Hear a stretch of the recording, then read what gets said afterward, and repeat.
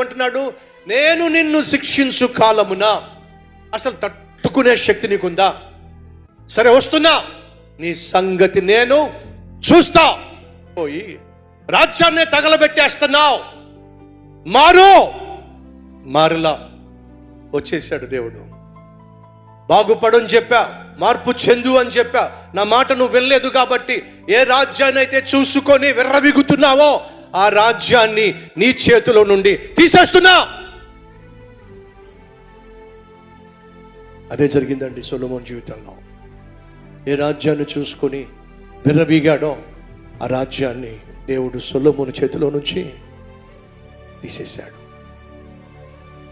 సొలొమోను వాళ్ళతో వీయం, వీళ్ళతో వీయం. ఎందుకని? కయ్యం వద్దు, గొడవలొద్దు, శాంతిగా ఉండాలి, నేను మాత్రం ఒక్కొక్క రోజు ఒక్కొక్క దాని దగ్గరికి వెళ్ళాలి అన్నట్టుగా సొలొమోను అఘోరించాడో దేవుడు ఏం చేశాడో తెలుసా అండి? 3 శత్రువులను లేవనెత్తాడు.